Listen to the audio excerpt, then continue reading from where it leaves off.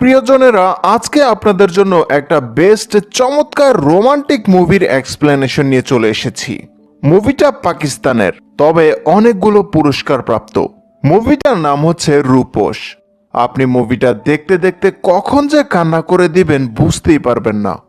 মুভির শুরুতেই আমরা দেখতে পাই কিছু মানুষ সালার শাহ নামের একজনের জন্য উপহার নিয়ে কলেজের ভেতরে যাচ্ছিল। তো কলেজের মেয়েরা বলছিল, ইস, সালার শাহ যদি আমার বয়ফ্রেন্ড হতো তাহলে কত ভালো হতো। আসলে সালার শাহর বাবা এই শহরের মধ্যে কোটিপতি ছিল। এরপরই আমাদের সালার শাহকে দেখানো হয়। তার পাশের জন হচ্ছে সালার শাহর বন্ধু আহমেদ। সালার একজনের সাথে টাকার বিনিময়ে শক্তি পরীক্ষা করছিল।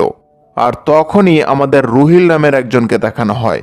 সে এক দোকানদারকে বলছিল, আমি মনে করি একটা নোংরা মাছ পুরো পুকুরটাকেই নোংরা বানিয়ে দেয়।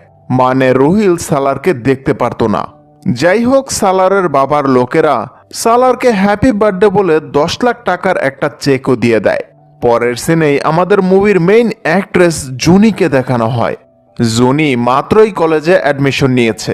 আজকে তার ফার্স্ট ডে ছিল, তাই তার মা জুনিকে তৈরি করে বের হতে বলছিল।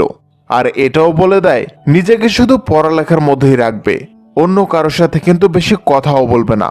জুনি বলে, আম্মু আপনি এত টেনশন করছেন কেন? মা বলে, এত বড় কলেজ, জানি না সেখানের কি অবস্থা, এজন্যই। এটা শুনে পেছন থেকে জুনির বাবা বলছিল, আরে অবস্থা যেমনই হোক, আমার মেয়ের উপর আমার যথেষ্ট বিশ্বাস আছে। তখন তার পেছনে জুনির ছোট বোনকেও দেখানো হয়। মানে তাদের এই 4 জনের ছোট্ট একটা পরিবার ছিল। তখন জুনির বাবাকে রুহিলের বাবা ফোন করে। তাই জুনির বাবা খুশি হয়ে জুনিকে বলছিল, মা রুহিলের বাবা ফোন করেছিল, রুহিল নাকি নিজেও কলেজে গেছে, আর সে তোমাকে ক্লাসও দেখিয়ে দেবে, আবার টিচারদের সাথে ইন্ট্রোডিউসও করিয়ে দেবে। জুনি বলে, কোনো দরকার নেই বাবা, আমি একাই তো পারবো। কিন্তু তার বাবা বলে, এমনটা বলে না মা, তুমি তো জানোই রুহিলের বাবা কতটা হেল্প করে আমাদের, আর তার কথাই তুমি ওই কলেজে অ্যাডমিশনটাও পেয়েছো। যাই হোক, এদিকে আমাদের সালারকে দেখানো হয়। সালারের কাছে এক ছেলে এসে তার অ্যাডমিশন ফিস চাইতে থাকে। তখন সালার তাকে অ্যাডমিশন ফিটা দিয়েও দেয়, কারণ সে তার বন্ধুদের পর্যাপ্ত পরিমাণ সাহায্য করে। তখনই একজন এসে সালারকে বলছিল, সালারের মা নাকি তার সাথে দেখা করতে এসেছে। কিন্তু এটা শুনতেই সালারের মন খারাপ হয়ে যায়। আর কিছুক্ষণ পর সে তার মায়ের সাথে দেখাও করতে যায়। সালারের মা সালারকে দেখে হ্যাপি বার্থডে উইশ করে। তখন সালার বলে, মনে আছে তাহলে আমাকে আপনার? আপনি হয়তো এই বার্থডে উপলক্ষেই আমার সাথে একবার বছরে দেখা করতে আসেন, তাই না? তখন মা বলে, আর তুমি তো আমাদের সাথে দেখাও করতে আসো না। সালার বলে, আমি শুধু এটা দেখতে এসেছি আপনি কতটা বদলেছেন। মা বলে, মায়েরা কখনো বদলায় না সালার। সালার বলে, আমার মা আমাকে অনেক বছর আগেই ছেড়ে দিয়েছে। মা বলে, ওই সময়টা এমনই ছিল বাবা। সালার বলে, সেটা দিনের বেলা ছিল। আমি আপনার ওড়না ধরে অনেক আটকাতে চেয়েছিলাম, কিন্তু আপনার মনে আছে আপনি কি বলেছিলেন? ধাক্কা দিয়ে বলেছিলেন আসবে না তুমি আমার পেছনে। আর এরপর থেকে সত্যিই আমি আপনার পেছনে আসিনি। কিন্তু আপনি কেন আসেন আমার কাছে? তখন মা বলে, কারণ আমি তোমাকে ছাড়া থাকতে পারবো না সালার, তুমি আমার ছেলে, আমি তোমাকে ভালোবাসি। এবার সালার বলে, আমি 2টা জিনিসকে খুব ঘৃণা করি, একটা আপনার ভালোবাসা, আর দ্বিতীয়টা আমার বাবার টাকা। তাই প্লিজ এখানে আর আসবেন না। এরপর সালার চলে যায়। আর তার কিছু ছোটবেলা দেখানো হয়। আসলে সালারের বাবা মা দুজনই সারাক্ষণ ঝগড়া লেগে থাকতো। সালার ঠিকমতো তার বাবা মাকে কাছেও পায়নি। কিছুক্ষণ পরেই কলেজে একটা ছোট্ট গ্যাঞ্জাম লেগে যায়। আর নিচে আমরা দেখতে পাই জুনি রুহিলের কাছে এসে পড়েছে। কিন্তু রুহিল জুনিকে বলছিল, যাই হোক, মেনে নিলাম আমার বাবার কারণে তোমার অ্যাডমিশনটা এই কলেজে হয়েই গেল। এখন তোমার যদি টাকা পয়সারও কোনো সমস্যা থাকে তাহলে সেটাও তুমি আমাকে বলতে পারো, আমি তোমাকে দিয়ে দেব। জুনি বলে, না না থাক, অনেক ধন্যবাদ আপনাকে। এরপর যখন তারা চলে যাচ্ছিল তখনই সালার জুনির সাথে এসে ধাক্কা খায়। এরপর তো সে জুনিকে দেখতেই থাকে, কিন্তু এটা আবার রুহিল দেখে ফেলে। তাই সে জুনিকে নিয়ে এখান থেকে চলে যায়। এরপর সালার তার বন্ধুদের বাঁচানোর জন্য গুন্ডাগুলোকে ইচ্ছা মতো মারতে থাকে। এই ফাইটিং শেষে আহমদ সালারকে বলছিল, কি রে, আমি সেখানে মার খাচ্ছিলাম আর তুই একটা মেয়েকে ধরে সেখানে দাঁড়িয়েছিলি, তখন সালার আবারও জুনিকে নিয়ে কল্পনা করতে থাকে। যাই হোক, এরপর জুনি যখন বাড়িতে যায় তো সে তার বোনের সাথে বসে বলছিল, ওই রুহিল তো চাইছিল আমার হাত ধরে পুরো কলেজটা ঘুরাতে, যেমন লাগে আমি কানা বয়রা, বাবা না জেনে কেন এদেরকে প্রাধান্য দেয়। জুনির বোন বলে, ওর কথা বাদ দাও, অতিভক্তি চোরের লক্ষণ। তুমি ওই ছেলেটার ব্যাপারে বলো যার সাথে আজকে ধাক্কা খেয়েছিলে। তখনই এখানে জুনির মা আসে আর জুনিকে বলতে থাকে, মা আমরা চাই তুমি লাইফে অনেক বড় কিছু হও, কিন্তু এটাও মনে রেখো কলেজের লাইফ কিন্তু অন্য কিছুও চায়। আর সেজন্য আমি বলতে চাই কাউকে আবার ভুল করেও ভালোবেসে ফেলো না কিন্তু, কারণ ভালোবাসায় জীবনটা কিন্তু রঙিন মনে হয়, তাই এই ভালোবাসা মানুষকে তার রাস্তা থেকে সরিয়ে দেয়। এবার জুনি বলে, মা আপনি এসব কি কথা বলছেন, আমি এমন কিছুই করব না। এর পরের সিনে সালার আহমেদ আর রুহিল একটা বাইক রেস খেলার জন্য প্রস্তুতি নিচ্ছিল। আসলে প্রায় সময়ই তারা এই রেসটা খেলতো আর সব সময় সালারই জিততো। তো আজকেও দুজনের মধ্যে রেস শুরু হয়ে যায়। এখানে দেখতে পাই সালার প্রায় জিতেই যাচ্ছিল, কিন্তু তখনই তার সামনে জুনি এসে পড়ে। তখন সালার কোনোভাবে গাড়িটাকে থামায়। জুনি বলে, আবারও তুমি? সালার বলে, তুমি কি আমাকে চেনো নাকি? জুনি বলে, তোমাকে চেনাটা আমার জন্য জরুরি না, আমি তোমার জন্য রাস্তায় হাঁটতে পারছি না, অ্যাক্সিডেন্ট করে আমার মোবাইলটাও ভেঙে দিয়েছো। সালার বলে, তাতে কি হয়েছে, আমি নতুন মোবাইল কিনে দিচ্ছি। জুনি বলে, কোনো দরকার নেই, তোমার টাকার গরম তুমি তোমার কাছেই রাখো, তোমার মতো ছেলেদের আমি খুব ভালো করেই চিনি। এই রাস্তাঘাট আর মানুষজনদের নিজের বাবার চাকর মনে করো তাই না? তুমি একটা কাজ করবে, আজকের পর আমার সামনে আর আসবে না। এগুলো বলে জুনি চলে যায়। এরপর আহমদ বলছিল, কি ব্যাপার সালার, মেয়েটা তোকে এত কিছু বলে গেল আর তুই শুধু শুনেই গেলি? সালার বলে, চলে কেন গেল রে, খুব ভালোই তো বলছিল, জীবনে প্রথমবার কোনো মেয়ে আমাকে এভাবে কথা বলেছে। যাই হোক, কিছুক্ষণ পর সালার শাহ জুনির জন্য একটা মোবাইল নিয়ে যায়, কিন্তু জুনি আবারও বলে, তোমাকে বলেছি না আমার আশেপাশে আসবে না। সালার বলে, আশেপাশে তো আমি আসবই, কারণ আমরা একই ব্যাচের স্টুডেন্ট, আগামী 4 বছর তোমাকে আমাকে সহ্য করতে হবে। জুনি বলে, তাতে আমার কিচ্ছু যায় আসে না।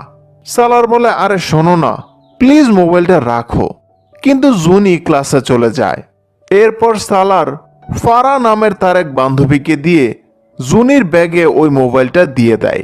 এদিকে বাড়িতে যাওয়ার সময় কলেজের সব মেয়েরা জুনিকে জিজ্ঞেস করছিল, তুমি কে যাকে সালার এত কিছু হওয়ার পরেও কিচ্ছু বলছে না, তোমার মধ্যে কি এমন আছে যা আমাদের মধ্যে নেই?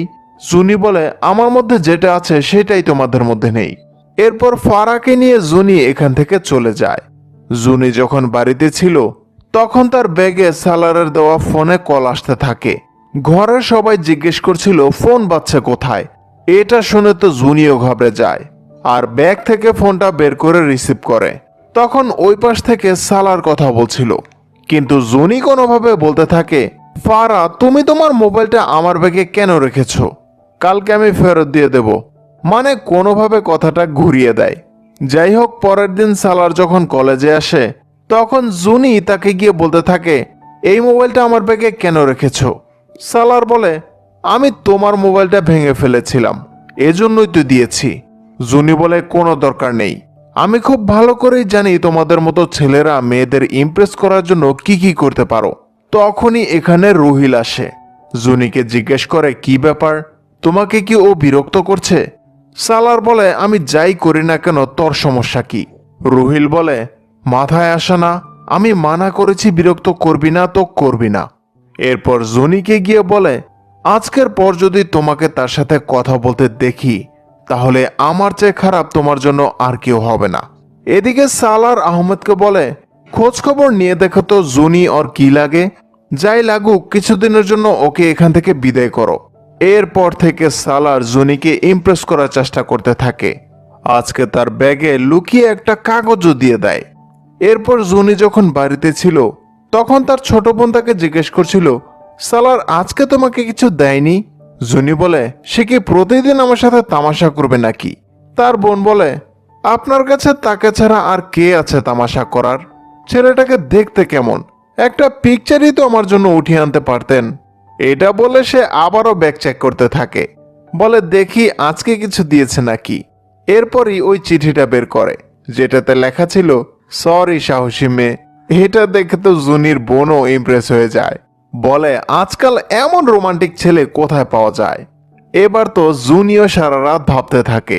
এর পরের দিন রুহিলকে প্রফেসর একটা অ্যাসাইনমেন্ট দিয়ে বলে কলেজ থেকে নাকি তাকে অন্য একটা জায়গায় পাঠানো হচ্ছে, এতে করে রুহিল ভালো কিছু করতেও পারবে আর শিখতেও পারবে।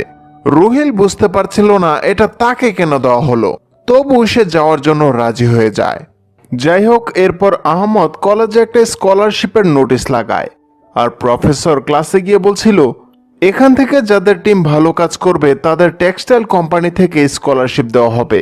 তো এদের মধ্যে কয়েকজনের গ্রুপ হয়, আর সালার আর জুনিকে এক গ্রুপে রাখা হয়। এবার আমরা বুঝতে পারি এইসব আসলে সালারই করিয়েছে, কিন্তু জুনির সালারকে তেমন একটা পছন্দ হতো না, তাই সে প্রফেসরের কাছে টিম মেম্বার চেঞ্জ করার কথা বলে। কিন্তু প্রফেসর তো সালারের কথা চলতো। সালার জুনিকে বলে পার্টনার কি হয়েছে। জুনি বলে আমি তোমার সাথে প্রজেক্টে কাজ করতে চাই না, কিন্তু এখন করতে হবে কারণ আমার স্কলারশিপ দরকার। কিন্তু তোমার যদি আমার সাথে কাজ করার ইচ্ছা থাকে তাহলে আমার শর্ত মেনে কাজ করতে হবে, সেটা হচ্ছে প্রজেক্ট ছাড়া কোনো কথা বলতে পারবে না। এটা শুনে সালার বলে তার মানে সালাম দিলে উত্তরটাও পাবো না। জুনি বলে ধুর আমি চলে যাচ্ছি। সালার বলে হ্যাঁ আমি আসছি।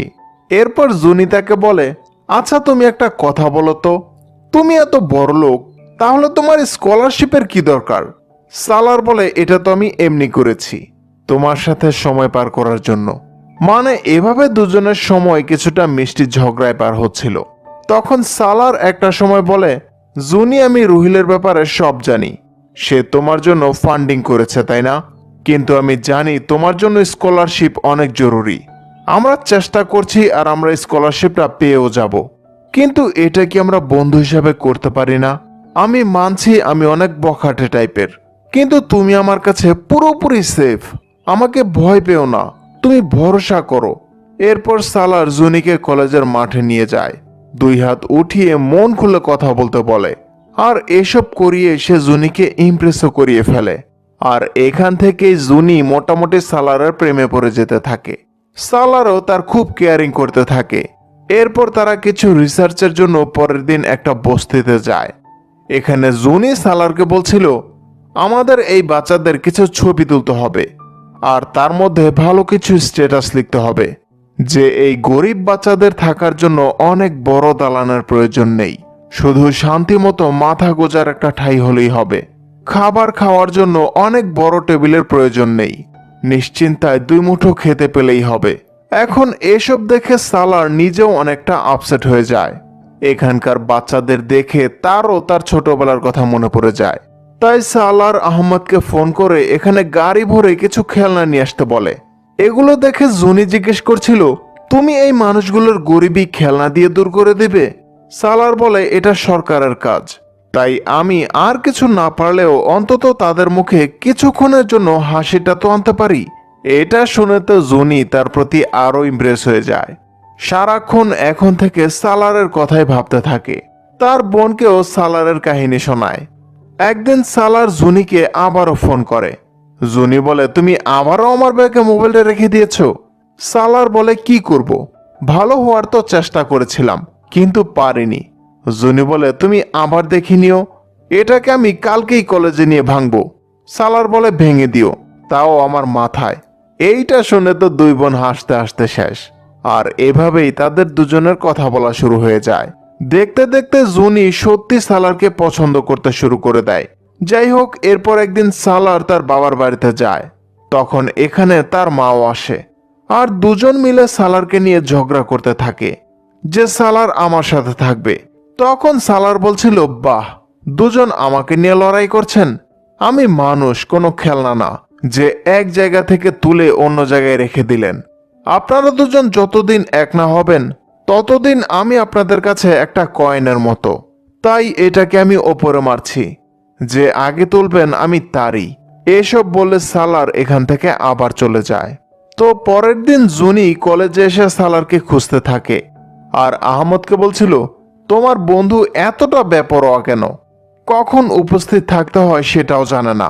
তখন ফারা জুনিকে বলছিল, আসলে তোমার সমস্যাটা কি জুনি? সত্যি বলতে সালারের এখানে আসার কোনো দরকারই ছিল না, কারণ সে চায় এই স্কলারশিপ তুমি পাও। আসলে যে স্কলারশিপের জন্য তুমি এত পাগল হয়ে রয়েছো না, তুমি কি জানো এটা সালারের জন্যই আমাদের টিমকে দেওয়া হয়েছে। আর যেই কোম্পানি থেকে স্কলারশিপ দেওয়া হয়েছে সেটাও সালারের বাবার কোম্পানি ছেড়েছে। আসলে সালার যখন জেনেছে রুহিল তোমার অ্যাডমিশন ফি দিয়েছে, তখন তার একটুও ভালো লাগেনি। তোমার জন্য তার ফিলিংস অন্যরকম কিছুই কাজ করে। আমি নিজেও সালারের জন্য জীবন দিতে পারি, কারণ সালার তার বন্ধুদের জন্য নিজে জীবন বাজি ধরে ফেলে। এসব শুনে জুনি নিজেই খুব গিল্টি ফিল করতে থাকে। এর কিছুক্ষণ পর আমরা দেখতে পাই কলেজে মারামারি হচ্ছিল, আর তখনই এখানে সালার আসে। সে আহমেদকে জিজ্ঞেস করে, কি হয়েছে আহমেদ? আহমেদ বলে, আমাদের কলেজের একজন গাড়ি দিয়ে এলাকার একটা লোককে মেরে ফেলেছে, তাই এলাকার মানুষ কলেজে ভাঙচুর করছে। এটা শুনে সালার বলে, জুনি কোথায়? আর দৌড়ে কলেজের ভেতরে জুনিকে খুঁজতে যায়। দেখতে পায় জুনি এখনো বসেছিল, তাই বলছিল, জলদি চলো, দেখছো না কলেজে মারামারি হচ্ছে? জুনি বলে, মিথ্যা বলো না, কিছুক্ষণ আগেও সব ঠিক ছিল, এগুলো পরে দেখব। তুমি আগে বলো এতক্ষণ তুমি কোথায় ছিলে? আর আমি জানতে পেরেছি তুমি আমার জন্য স্কলারশিপ করেছো, তাই না? সালার বলে, হ্যাঁ করেছি, কারণ আমি তোমাকে এই অবস্থায় দেখতে পারবো না। প্লিজ আগে এখান থেকে চলো, পরে কথা বলবো। তখনই ওই গুন্ডাগুলো ভেতরে এসে পড়ে। সালার জুনিকে নিয়ে লুকিয়ে পড়ে। আর কিছুক্ষণ পর যখন বের হয়ে যাচ্ছিল, ঠিক তখনই পেছন থেকে সালারের ওপর আঘাত করে ফেলে। জুনি তো খুব ভয় পেয়ে গিয়েছিল, কিন্তু সালার তাকে কোনোভাবে সেফলি এখান থেকে বের করে নিয়ে যায়। সালার জুনিকে তার বাইকে করেই বাড়িতে নিয়ে যেতে থাকে। এদিকে রুহিল জুনির বাড়িতে গিয়ে বলছিল, আঙ্কেল কলেজে মারামারি হয়েছে শুনেছি, জুনি কোথায়, এখনো বাড়িতে আসেনি? এইটা শুনে তো বাড়ির সবাইও চিন্তায় পড়ে যায়। এরপর সন্ধ্যায় সালার জুনিকে তার বাড়ির সামনে নামিয়ে দেয় আর বলে, জলদি ঘরে যাও, বাড়ির সবাই তোমার জন্য চিন্তা করছে। এরপর জুনি ভেতরে যায়, আর সালারও তার হোস্টেলে চলে যেতে থাকে। এখানে রুহিল জুনিকে জিজ্ঞেস করছিল, এতক্ষণ কোথায় ছিলে তুমি? জানো না ঘরের মানুষ তোমাকে নিয়ে কত চিন্তা করছে? আর আমাকে একটা বিষয় বলো, তোমাকে কে নামিয়ে দিয়ে গেল? তো তখনও জুনি কিছুই বলছিল না। তাই তার মা বলে, বাবা, আমার মেয়ে অনেক ভয় পেয়ে আছে, এই ব্যাপারে আমরা পরে কথা বলবো। এর পরের দিন জুনি ঘুম থেকে উঠেও সালারকে নিয়ে চিন্তা করতে থাকে, আর তার বোনকে বলতে থাকে, কেন জানি না ওই সালার সারাক্ষণ আমাকে নিয়ে এত চিন্তা করে। আমাকে বাঁচিয়েছে, স্কলারশিপ পাইয়ে দিয়েছে, এখন তো সব জায়গায় আমি ওকেই দেখতে পাচ্ছি। এবার তার বোন বলছিল, আপু, তোমার চেহারায় সব ভেসে উঠেছে, ভালোবেসে ফেলেছো তুমি তাকে। ওই সালার আমার আপুটার মন জয় করে ফেলেছে। তখন জুনি বলছিল, না, আমি ভালোবাসতে পারি না। তার বোন বলে, আরে এটা তো কারো কন্ট্রোলেই থাকে না, ভালোবাসা মানুষকে আনকন্ট্রোল করে ফেলে। এরপর জুনি যখন কলেজে যায়, তখন সবাই জুনিকে একটা কার্ড দিয়ে সালারের রুমে যেতে বলছিল। সালার জুনির জন্য খুব সুন্দর করে রুমটা সাজিয়েছিল। আর জুনি যাওয়ার পর সালার তার সামনে আসে, বলতে থাকে, জুনি, আই লাভ ইউ। জুনি বলে, কি করছো সালার? তোমার আর আমার মধ্যে কিভাবে এটা সম্ভব? সালার বলে, এখন তুমি আর আমি দুজন দুজনকে ভালোবাসি, অসম্ভবের কিছুই নেই এখানে। আর এই ভালোবাসা ধনী গরিব দেখেও হয় না। তাই জুনি, উইল ইউ ম্যারি মি? আমার জীবনটা অনেক অগুছালো, তুমি এসে আমার জীবনটা গুছিয়ে দাও না। চিন্তা ভাবনা করে জবাব দিও, কিন্তু উত্তরটা যেন এমন হয় যাতে আমি খুশি হই। এরপর আমরা দেখতে পাই দুজন খুশি খুশি সবার সামনে দিয়ে কলেজ থেকে বের হচ্ছিল। তাদের দুজনের ভালোবাসায় পুরো কলেজ খুশি ছিল। এদিকে আমরা দেখতে পাই জুনিদের বাড়িতে রুহিলের বাবা এসেছিল। সে জুনিকে রুহিলের সাথে বিয়ে দেওয়ার কথা বলতে এসেছিল। এটা শুনে তো জুনির বাবা খুব খুশি হয়ে যায়, কিন্তু জুনির মা বলছিল, আমরা একবার জুনিকে তো জিজ্ঞেস করে দেখি তার মতামত কি। তখন রুহিলের বাবা বলে, আরে আমি তো তাকে আমার মেয়ের মতোই দেখব, খেয়াল রাখবো যেমন আপনাদের রাখছি। আর এভাবেই বিয়ের ডিসিশন ফাইনাল হয়ে যায়। এদিকে আমরা দেখতে পাই জুনি সালারের জন্য লাভ লেটার লিখেছে, মানে আজকে সে সালারকে প্রপোজ করবে। এরপর জুনি কলেজে সালারের সামনে যায়, সালারকে এই লেটারটা দিয়ে বলতে থাকে, আমি আমার উত্তর এই লেটারে লিখে দিয়েছি, তুমি পড়ে নিও।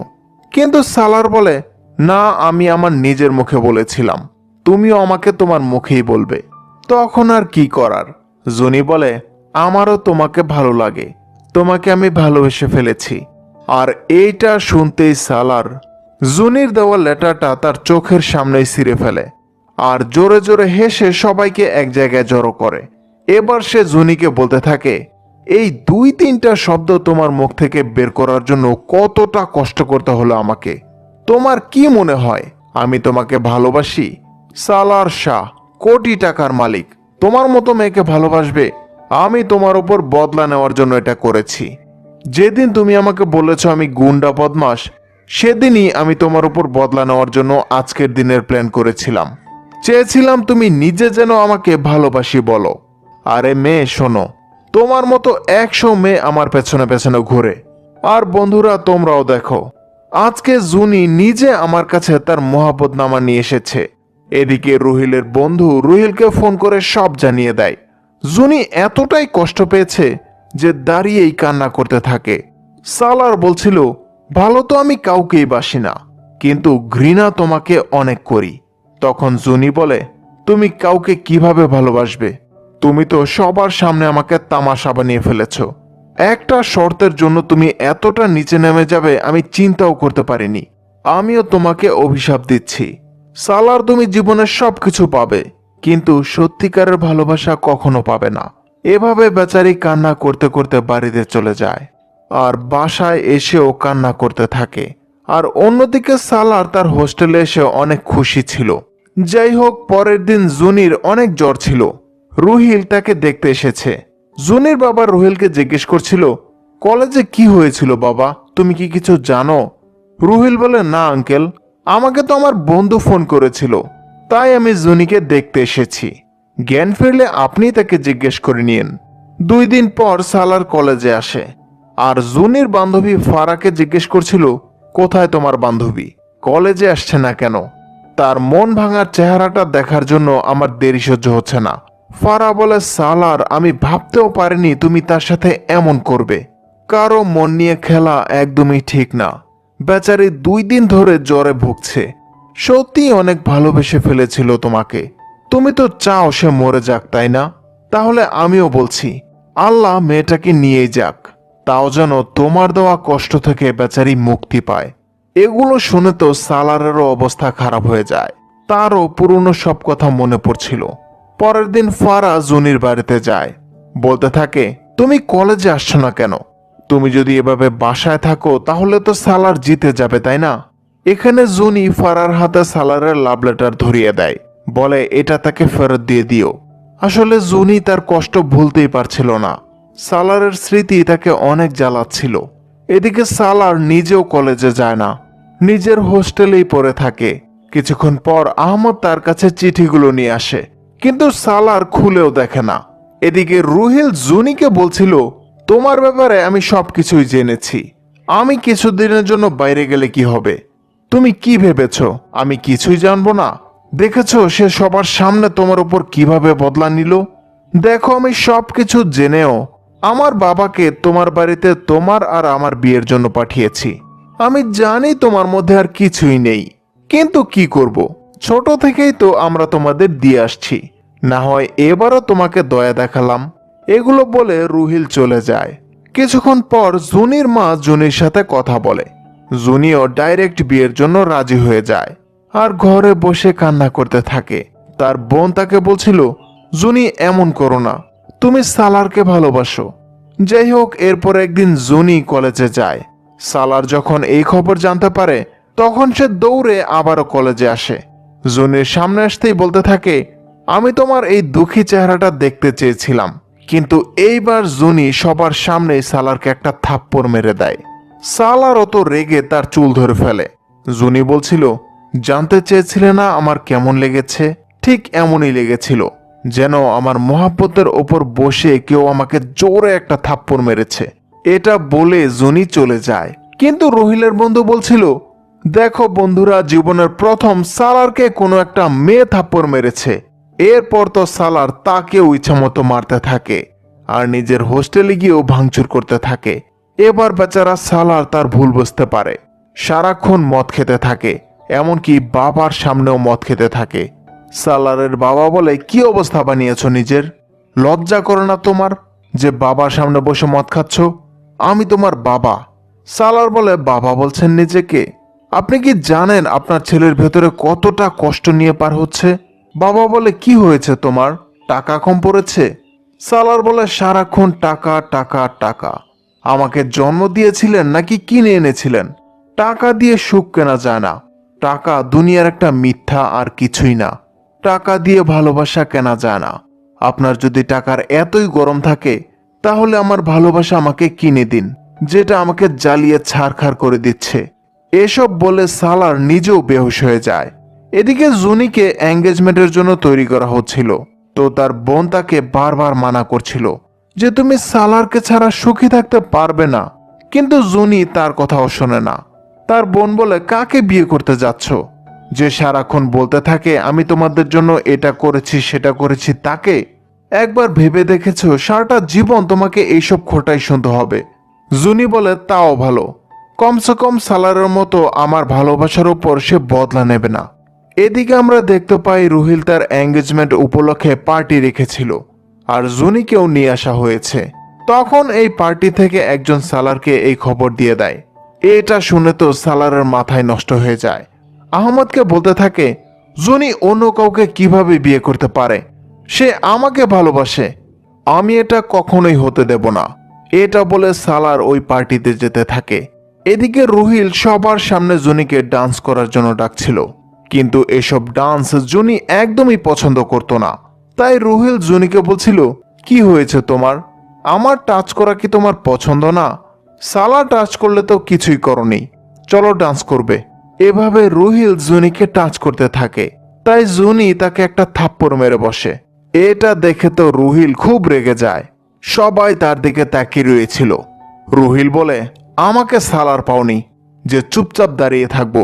আর যখনই সে জুনিকে থাপ্পড় মারতে যায়, তখনই সালার এসে তাকে ধরে ফেলে। ঠাস করে একটা ঘুষি মেরে বলতে থাকে, তোর এত বড় সাহস কি করে হলো জুনিকে টাচ করার? জুনি শুধু আমাকে ভালোবাসে, ও শুধু আমার, মেরে ফেলবো আমি তোকে। এসব দেখে জুনি আবারও কান্না করতে থাকে আর এখান থেকে চলে যায়। সালার তো এই ঘটনা ঘটিয়ে নিজে পুরো পাগলের মতো হয়ে গিয়েছিল। মাথায় সারাক্ষণ জুনিই ঘুরপাক খাচ্ছিল, সব সময় কান্না করে যেত। এমনকি বৃষ্টির রাতে সে জুনির বাড়ির নিচে গিয়েও বসে থাকে। জুনির বোন সালারকে দেখে জুনিকে ডেকে নিয়ে আসে। সালার জুনিকে দেখে হাত জোর করে দাঁড়িয়ে থাকে, কিন্তু জুনি কান্না করতে করতে ভেতরে চলে যায়। আজকে সালারের সেই দিনের কথা মনে পড়ে, যেদিন জুনি বলেছিল, তোমার কাছে দুনিয়ার সব সুখ থাকবে, কিন্তু সত্যিকারের ভালোবাসা পাবে না। এদিকে জুনির বোন জুনিকে নিচে গিয়ে সালারকে এখান থেকে চলে যেতে বলছিল, কারণ তাদের বাবা যদি সালারকে দেখে ফেলে তাহলে অনেক ঝামেলা হয়ে যাবে। তাই ফাইনালি জুনি বৃষ্টির মধ্যেই বাইরে আসে, বলতে থাকে, তুমি এখান থেকে চলে যাও, আমি কোনো তামাশা দেখতে চাই না। সালার বলে, আমি চলে যাব, কিন্তু প্লিজ তুমি রুহিলকে বিয়ে করো না। আমি তোমার সাথে অন্য কাউকে সহ্য করতে পারবো না। জুনি, আমি বুঝতে পারছি না আমার কি তোমার অভিশাপ লেগেছে, নাকি আমি তোমাকে অনেক ভালোবেসে ফেলেছি, যেটা আমাকে অনেক কষ্ট দিচ্ছে। প্লিজ জুনি, আমাকে এই কষ্ট থেকে মুক্তি দাও, নইলে আমার কাছে ফিরে আসো। কিন্তু জুনি বলে, অনেক দেরি করে ফেলেছ, কালকে আমার বিয়ে, তুমি নিজেই আমাকে ফেলে দিয়েছ। এটা বলে জুনি ভেতরে চলে যায়। সালারের তো কান্না করতে করতে কলিজা ফেটে যাচ্ছে।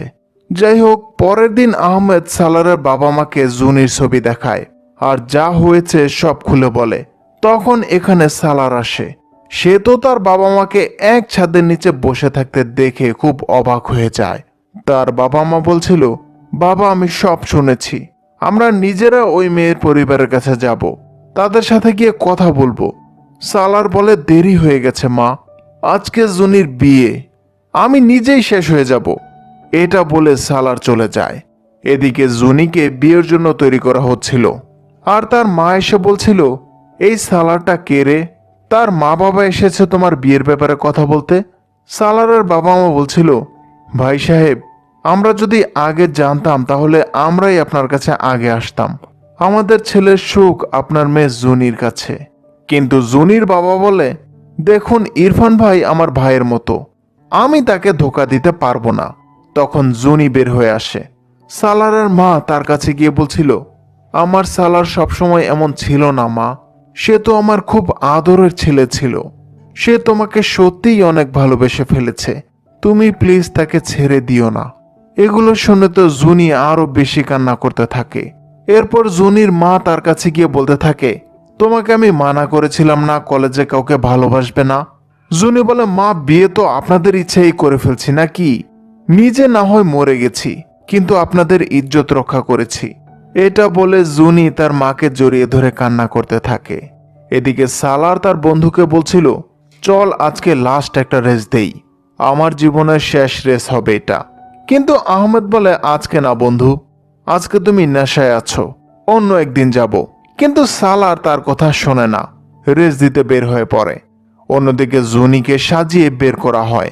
আর যখন তাকে নিয়ে যাওয়া হচ্ছিল, তখন ফারার মোবাইলে কেউ একজন ফোন করে বলে, সালার নাকি অ্যাক্সিডেন্ট করে মৃত্যুর সাথে লড়াই করছে। এটা শুনতেই জুনির পা থেমে যায়। তবুও তার বাবাটাকে ডাকতে থাকে। কিন্তু এবার জুনির মা বলে, আমি তোমার ভালোবাসাকে এভাবে মরতে দেখতে পারবো না, তুমিও সেখানে যাও যেখানে তোমার ভালোবাসা আছে। এটা শুনে জুনি অনেক খুশি হয়ে যায়, আর এভাবেই দৌড়ে হাসপাতালে যেতে থাকে। হাসপাতালে ডক্টর বলছিল, মাথায় অনেক আঘাত পেয়েছে, অপারেশন তো সাকসেসফুল হয়েছে, কিন্তু দোয়া করেন যেন জলদি জ্ঞান ফিরে আসে। তখন জুনি কান্না করতে করতে ভেতরে যায়, বলতে থাকে, সালার কি অবস্থা করে ফেলেছ নিজের, দেখো আমি এসে পড়েছি, জলদি ওঠো, আমি এই অবস্থায় তোমাকে দেখতে পারবো না। আর কিছুক্ষণ পর সত্যি সালারের জ্ঞান ফিরে যায়। সেও তার সামনে জুনিকে দেখে জীবন ফিরে পায়। সালার জিজ্ঞেস করে, রুহিল কোথায়? জুনি বলে, এখন আমাদের মধ্যে কেউ নেই। সালার বলে, তাহলে কি তুমি আমাকে বিয়ে করবে? জুনি বলে, এখান থেকে উঠলে তো করবো নাকি? আর এরপর এখানে সবাই এসে পড়ে। আর এভাবে দেখিয়ে সুন্দর একটা হ্যাপি এন্ডিং